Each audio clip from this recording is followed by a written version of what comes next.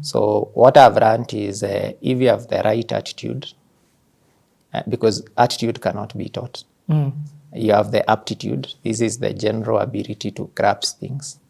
And you have a drive. This is something pushing you. You can be from a needy family where you want to make it, or you can be from a privileged family where you want to prove something, that I can do something. For example, Dubai. Yeah, so when you have those three, a combination of those three, then you're able to get to do anything.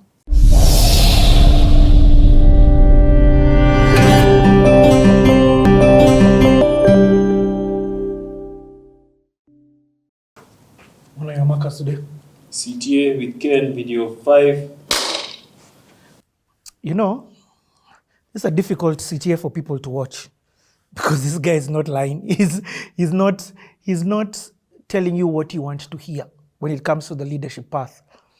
But it's also a beautiful CTA for you to watch because from hearing Ken's life story and his life being the proof, you can't argue with his life. He's teaching you the path to success. The path to success includes integrity, it includes hard work, it includes dependability, it includes going up and above and beyond, it includes sleepless nights, it includes so many different things that he's sharing. And success is guaranteed if you walk that path. But the question then, you throw it back to yourself, or I throw it back to you and ask you, are you willing then to walk the path now that you know what it takes to be successful? Let's talk about patience in your story. You know, I've heard you, what's making you work and you have not been confirmed? But what's making you still work and not ask? That's confused me a bit. So my mindset always has been sort of different. So first, I sort of think and say, even today, I don't consider myself employed. I'm in a school of business where I'm learning how to read teams, how to grow a business, how to set up a business, how to manage stakeholders, how to get people to be the best versions of themselves. Because at my age, running an organization like this is very rare. Let's talk about, for example, AUM. Is it AUM or how? Yeah, it's 40 billion. So you're managing 40 billion worth of investors' money. Yes, assets under management is 40 billion. So I'm in school. I'm in school of life, business, practically. And the salary I get is pocket money. I'll do greater things in future based on the skill set I acquire now. And this has been the philosophy in life. If you remember in primary school, high school, I think primary more so, there was the migration across Africa. So if you, for instance, Bantu came from Central Africa in thousands of years ago, in BCE. Those guys left Central Africa. They came all the way. They came to Kenya, some settled in Tanzania, others as far as South Africa. Someone must have triggered them to get out of there and move. If you imagine, then it must have been forest. There were no roads, there was no Google Maps. They came. And that's how we are here. If you imagine about how the empires were grown, some guys in 1200, like Marco Polo, left Venice, went to China, he even became, I think, a representative there in 1200, 1270 something. If you left Italy, then went to Asia, China, through the sea and there was no language, common language they would speak. What happened to Christopher Columbus? He left, discovered America and other places. Alexander the Great. Vasco da Gama came this way. Those guys just discovered and changed the world. Now, in 21st century, there's Google Map, there's everything. You can be anything. That's my philosophy. I can go anywhere and be anything I want. This program was something in your mind before it became this. Everything in this world is first an idea in someone's mind before it becomes a business. And you just actualize it. Facebook, Google, all those were ideas. Even this Centum RE I'm working for, it was an idea. To reverse was an idea in James, Dr. Kirubi's mind. And they have realized it. So that's why I'm saying the future is greater than where I've come from. And the same philosophy, I don't think anything would stop us. Wow. You're young. Let me paint in context. Not now, at this time when you are doing this internship and now you've just got confirmed at Centum, you're young. Do you get what I mean? Yeah. You are not 30-something-year-old. You're still in your 20s. Yes. You would be what would be considered in today, 2025, a Gen Z. Yes, I was 20, must have been 23 or What? 24. Maybe 2012. That was 25. Wow. Yeah.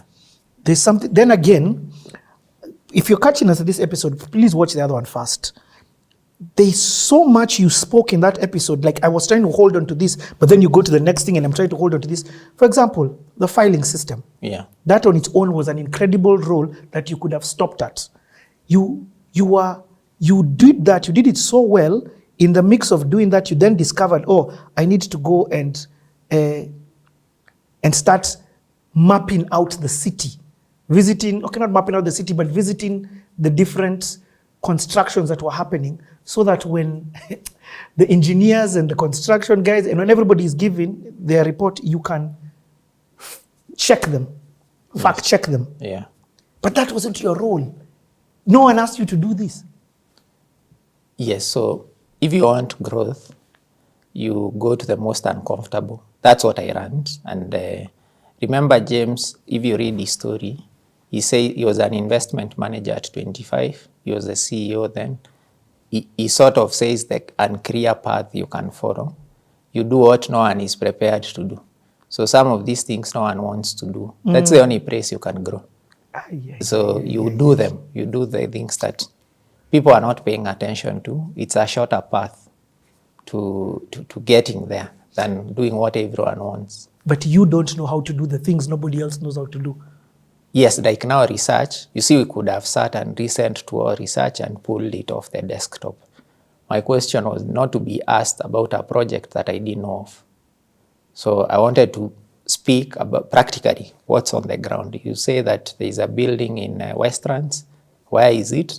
And what is the status? That I wanted to be the one who knows about it. And when you're there, people teach you about, I don't know, tiles, or they're doing the next thing. You just get free information on the ground. But then you must have had some amazing interpersonal skills with people. Like, because you're going to, I like even the fact that you would know that buildings, they're saying their occupancy is 80%, but then to take it to the next level where you're hearing about, no, the occupancy is actually 5, you've already built a relationship with that person. Yes. Where trust has been exchanged for them now to be vulnerable with information. Yes. Where did you learn to do that? Especially somebody who from the outside appears very introverted. So it's how you present yourself. Of course, at my age, everyone can say I can buy, but who you say you represent. So they are getting the prospect that these people may buy. I can get a sale, because selling is first a connection, a conversation. Then someone buys as an outcome. Okay. We can spend here forever, but let's move on, because that's a class in session that maybe he needs to come back for. Wink, wink. So the question now becomes, what happens now when you're confirmed? So I'm confirmed. I get to a project. I think as a project assistant. So I have a bit more responsibility. Works. And you move from 30,000? Yeah, I moved to 30,000 to 100. Okay. But remember, people here are making bonuses, they are driving, they are checking SBT Japan. So I'm also getting ideas. They're speaking about investment. Actually, Centum culture is one of success and one that you need to make a difference. So people are thinking about investments. The things they are talking of are also inspiring. I'm thinking of where to invest. So anyway, I get additional responsibility. I start now coordinating project work in Nairobi, research work, and Uganda.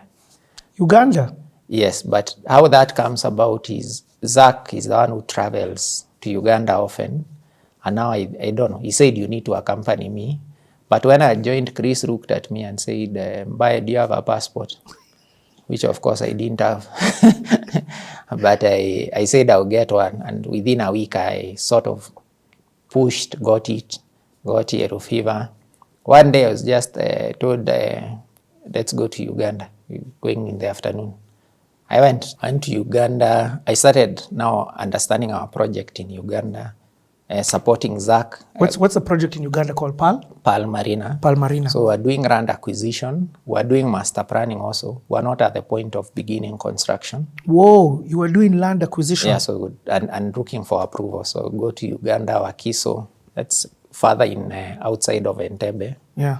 To the local authorities there to understand the approval process. So are you shadowing someone? Are you learning from somebody? Yes. Or so this is like a training for you, on-ground training? Yes, that's correct. It was on-ground training. I was going with the project manager. But you're starting from scratch. So let's take it back. I want to assume somebody has no idea what Centum is. Yes. Let's start it from that place for them to understand, because me and you may know Centum or a couple of people, but I always like thinking of somebody who doesn't know. Yeah. Explain Centum, explain where the real estate comes in, and then explain now why you're in Uganda. So Centum is an investment company, actually one of the largest, listed in Nairobi Securities Exchange and Uganda Securities Exchange. It's a big business, has 37,000 shareholders. Then it has several businesses. It has a private equity business that invests and owns various companies. It had now started the real estate business. So they had bought land in Vipingo, in Two Rivers, and in Uganda. And the plot where I was doing parking.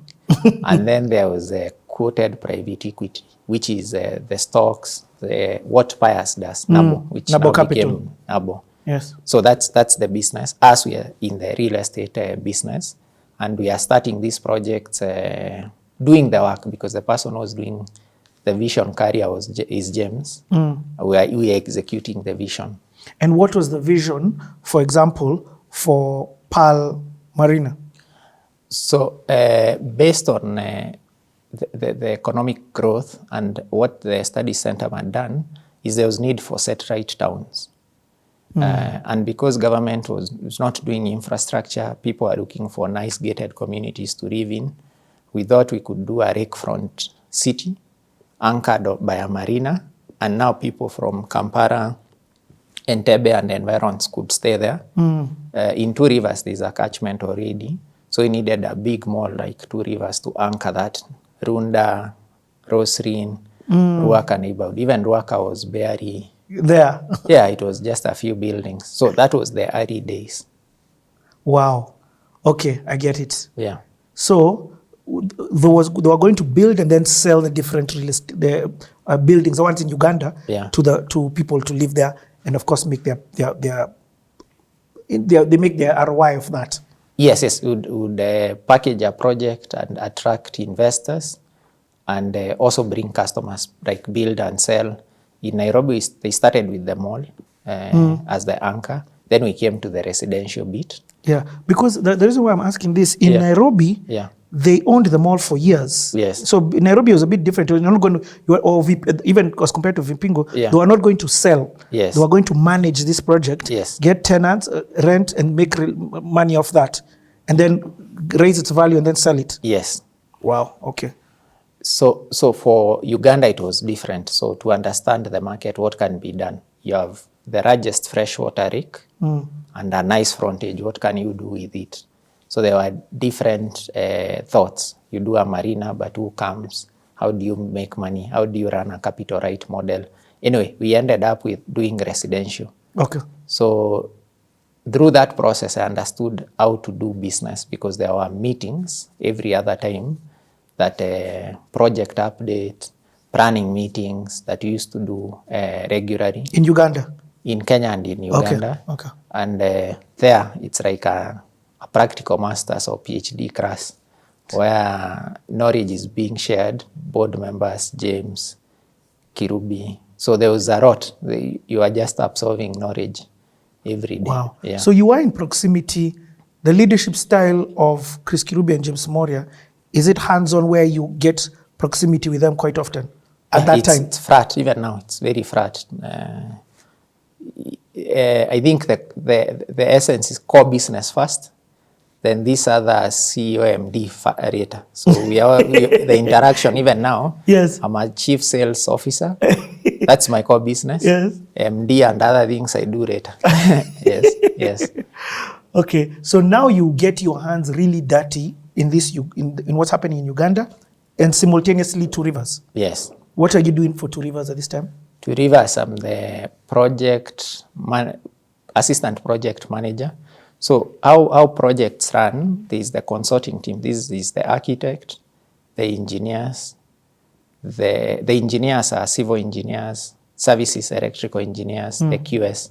Yes. That entire team that is doing design, there is coordination that must happen between them. We used to work even with a third-party project manager. Yeah. So you coordinate the program, what is being done this week, what are they doing next week, when are we going to tender, when are we going to begin construction, when are we starting procurement. So you are the one who has that body of knowledge of what everyone is doing.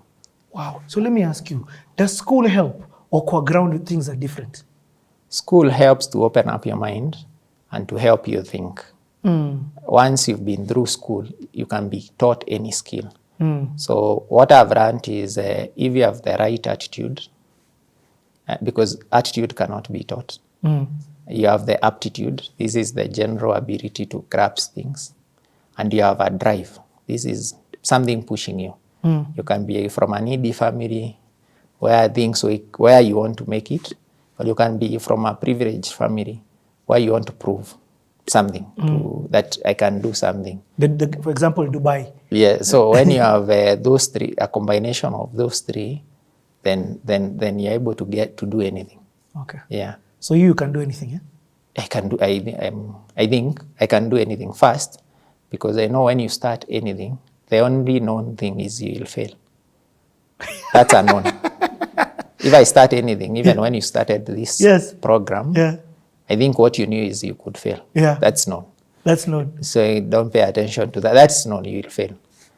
But if you do something, you can succeed. So if you do something and fail, the quantum of failure is not as bad as not doing. If you fail, that's a lesson. Then you don't repeat that. Then you will succeed. So I don't pay attention to the fail. Yeah. I think when you start something, you can get it done. You know, that's so brilliant, first and foremost. The known fact, you know you're going to fail. That's the one thing you know. That's one you know. Okay, let me ask you. Centum is a very, very, very high, it takes a lot. I don't want to use high energy. It's not even high energy. High, in terms of work, what's the word? I don't have the English is not Englishing. High expectation. Yes.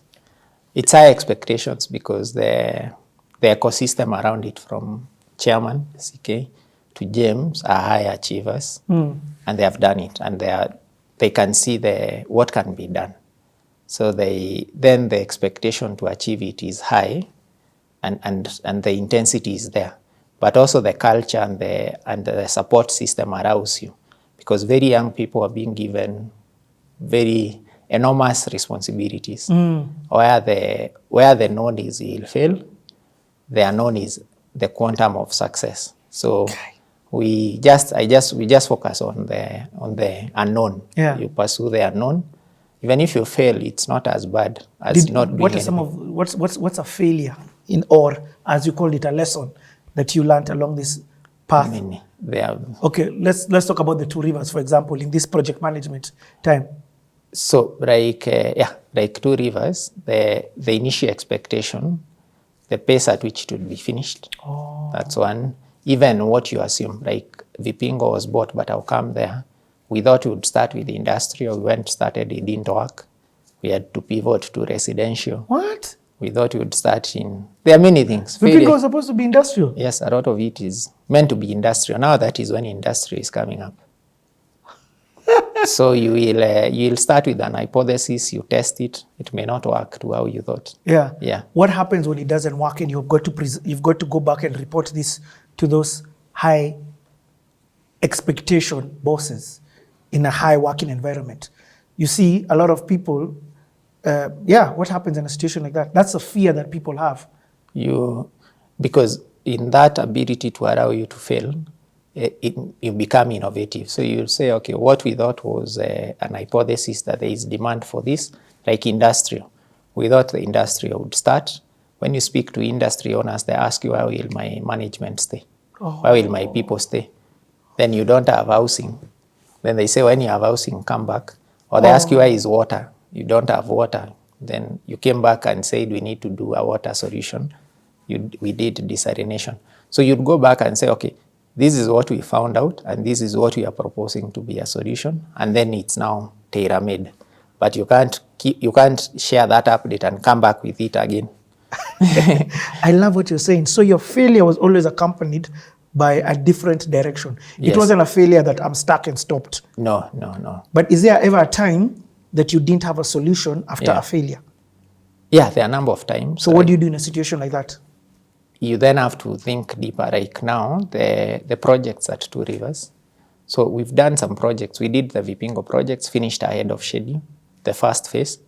We did Two Rivers, some we finished on schedule, but others were delayed, like Cascadia and Mzizi.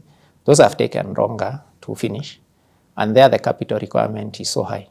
So it's not a solution that you can solve today. So you just say, okay, we need to take time, raise capital, and finish the project, and this may take additional time.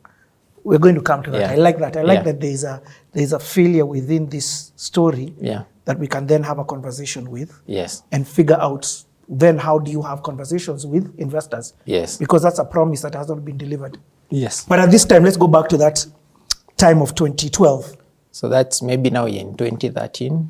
2013, when now this building is happening, or when you've gone to Uganda, Pearl Marina has been built, and Two Rivers. No, they're also not being built. It's planning. Oh, it's planning. It's not a lot building. of planning work.